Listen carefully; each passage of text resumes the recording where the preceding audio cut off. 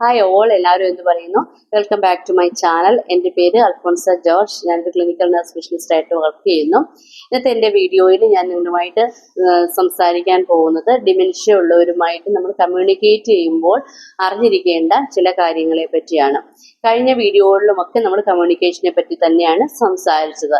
കാരണം എന്താണെന്ന് വെച്ചാൽ കമ്മ്യൂണിക്കേഷൻ ഡിമെൻഷ്യ കെയറിൽ വളരെ ഇമ്പോർട്ടൻ്റ് ആയിട്ടുള്ള ഒരു കാര്യമാണ്. അതായത് നമ്മൾ ശരിയായിട്ടുള്ള ഒരു കമ്മ്യൂണിക്കേഷൻ അവരുമായിട്ട് നടത്തി കഴിഞ്ഞാൽ നമുക്ക് വളരെ എളുപ്പമായിട്ട് തോന്നും. അതായത് അവര് കൊടുക്കുന്ന ഒരു കെയറിന്റെ ഒരു ബേർഡൻ നമുക്ക് കുറയുന്നതായിട്ട് കാണാം. നമ്മൾ അവരുടെ കമ്മ്യൂണിക്കേഷൻ കറക്റ്റ് ആയിട്ടാണ് നടത്തുന്നതെങ്കിൽ. നമുക്ക് ഒരു ധാരണയുണ്ട്, ഈ ഡിമെൻഷ്യ ഉള്ള ആളുകളുമായിട്ട് സംസാരിക്കുമ്പോൾ ഒരു എഫക്റ്റീവ് ആയിട്ടുള്ള ഒരു കോൺവെർസേഷൻ അവരുമായിട്ട് നടത്താൻ കഴിയില്ല എന്ന്. പക്ഷെ അങ്ങനെയല്ല. നമ്മൾ ചില കാര്യങ്ങൾ നമ്മൾ അറിഞ്ഞിരുന്നാൽ അത് അവരുമായിട്ടുള്ള ഒരു ഇഫക്റ്റീവ് കമ്മ്യൂണിക്കേഷൻ നമുക്ക് നടത്താൻ പറ്റും. അത് ഒന്നാമത്തെ ഒരു കാര്യമെന്ന് പറയുന്നത് പാറ്റേൺ എന്നാണ് പറയുന്നത്. അതായത് നമ്മൾ അവരുമായിട്ട് ഒരു കോൺവെർസേഷൻ നടത്തുമ്പോൾ, ഒരു ടോപ്പിക്കിനെ പറ്റി നമ്മൾ സംസാരിക്കുമ്പോൾ നമുക്കറിയാം അവർ ഇടയ്ക്കിടയ്ക്കൊക്കെ ഏത് സബ്ജക്റ്റിനെ പറ്റിയാണ് സംസാരിച്ചുകൊണ്ടിരുന്നതെന്ന് അവർ മറന്നു പോകാൻ ഇടയുണ്ട്.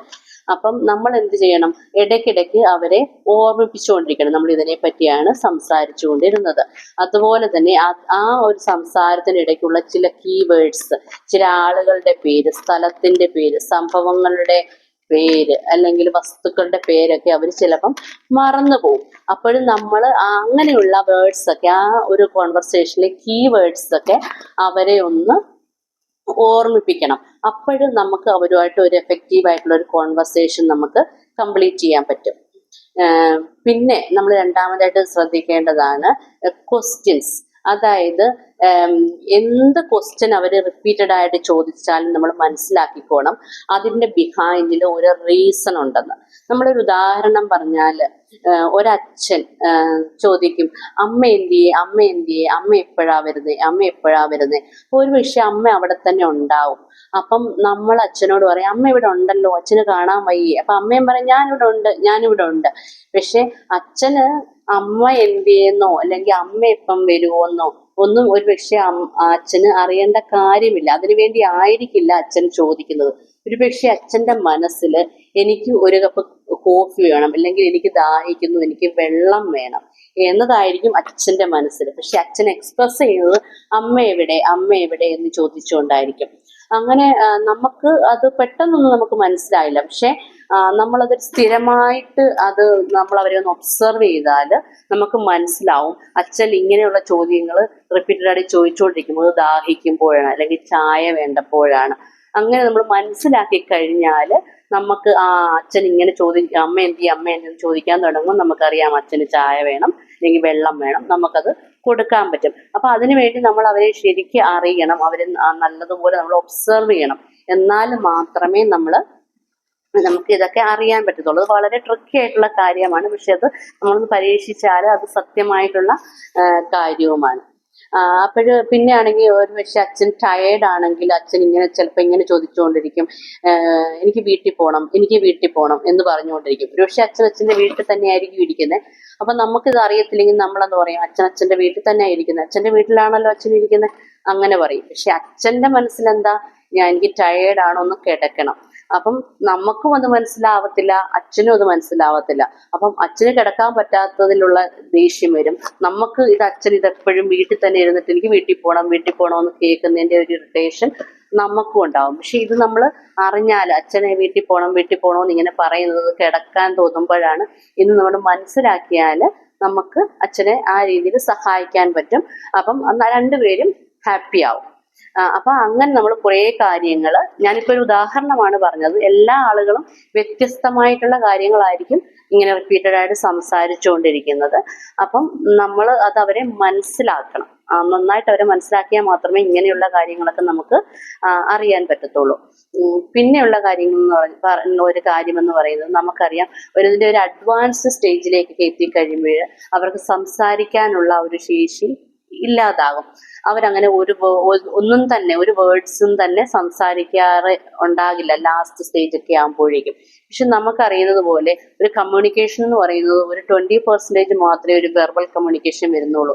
ബാക്കിയെല്ലാം നോൺ വെർബൽ കമ്മ്യൂണിക്കേഷൻ ആണ് എന്നാണ് പറയുന്നത്. നമ്മുടെ മുഖത്തിന്റെ ഭാവവും കൈയുടെ അനക്കങ്ങളും നമ്മുടെ ഓരോ ബോഡി ലാംഗ്വേജ് കൊണ്ടാണ് ഒരു 80% നമ്മളെല്ലാം സംസാരിക്കുന്നത് എന്നാണ് പറയുന്നത്.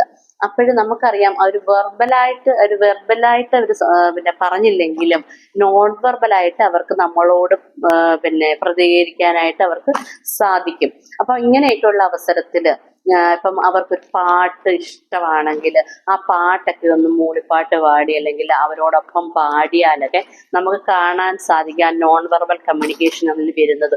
ഒരുപക്ഷെ അവരുടെ മുഖം ഒന്ന് സന്തോഷമായിട്ട് വരുന്നതും അല്ലെങ്കിൽ അവരൊന്ന് ചിരിക്കുന്നതും കൈ ഒന്ന് അനക്കുന്നതും ഒക്കെ നമുക്ക് കാണാം.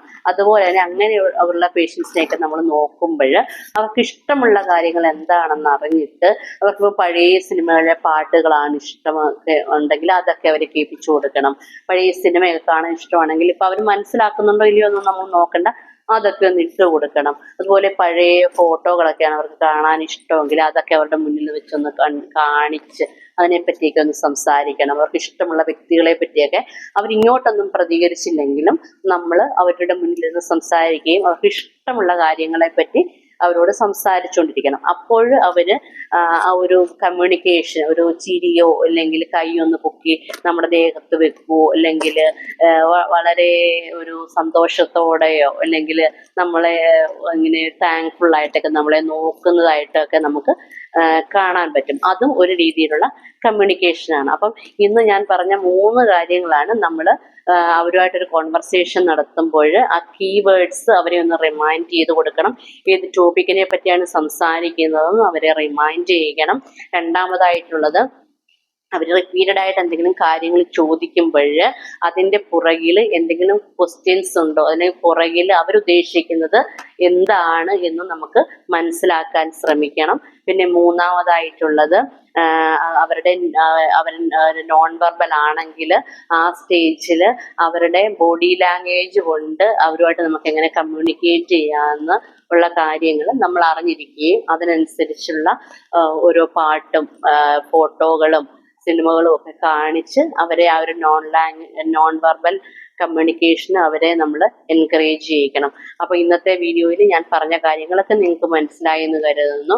അപ്പോഴും നിങ്ങൾക്ക് അങ്ങനെ എന്തെങ്കിലും അനുഭവങ്ങൾ, അതായത് അമ്മ ഇന്ന ഒരു ടയേർഡ് ആകുമ്പോഴാണ് ഇതുപോലെ പറയുന്നത്, അല്ലെങ്കിൽ അമ്മയ്ക്ക് പിന്നെ ഒന്ന് കിടക്കാൻ തോന്നുമ്പോഴാണ് അമ്മ ഇങ്ങനെയൊക്കെ പറയുന്നത് എന്ന് നിങ്ങൾ ആരെങ്കിലും ഒക്കെ മനസ്സിലാക്കിയിട്ടുണ്ടെങ്കിൽ, അങ്ങനെയുള്ള എക്സ്പീരിയൻസ് ഒക്കെ നിങ്ങൾക്ക് ഉണ്ടായിട്ടുണ്ടെങ്കിൽ നിങ്ങൾ ഒന്ന് കമൻറ്റ് ബോക്സിൽ കൊടുക്കേണ്ടതാണ്. അതുപോലെ തന്നെ നിങ്ങൾ ഇന്ന് മുതൽ അങ്ങനെ ഡിമെൻഷ്യ ഉള്ളവരെ കെയർ ചെയ്യുമ്പോൾ നിങ്ങൾ ഇന്ന് മുതൽ അവരെ ഒന്ന് ശ്രദ്ധിക്കാൻ തുടങ്ങുക. അവർ ഏത് അവസരത്തിലാണ്, അവർക്ക് എന്ത് ബുദ്ധിമുട്ടുണ്ടാകുമ്പോഴാണ് അവർ ചില കാര്യങ്ങൾ റിപ്പീറ്റഡ് ആയിട്ട് പറഞ്ഞുകൊണ്ടിരിക്കുന്നത്. ഒരു പക്ഷെ അവർക്ക് വേണ്ട കാര്യവുമായിട്ട് ഒരു റിലേഷനും ഇല്ലാത്ത ക്വസ്റ്റ്യൻസ് ആയിരിക്കും അവർ ചോദിച്ചുകൊണ്ടിരിക്കുന്നത്. പക്ഷെ അവർ ചോദിച്ചുകൊണ്ടിരിക്കുന്ന ആ ക്വസ്റ്റ്യൻ്റെ ബിഹൈൻഡിൽ അവർക്ക് ഒരു റീസൺ ഉണ്ടാവും. അത് നമ്മൾ മനസ്സിലാക്കാൻ ശ്രമിക്കേണ്ടത് വളരെ ഇമ്പോർട്ടൻ്റ് ആയിട്ടുള്ള ഒരു കാര്യമാണ്. ഇനിയും കമ്മ്യൂണിക്കേഷനെ പറ്റി കുറേ കാര്യങ്ങളുണ്ട്. പുതിയ പുതിയ കാര്യങ്ങളുമായിട്ട് ഇനി അടുത്ത വീഡിയോയിൽ കാണുന്നതായിരിക്കും. അണ്ടിൽ ദെൻ എല്ലാവർക്കും ബൈ. Thank you.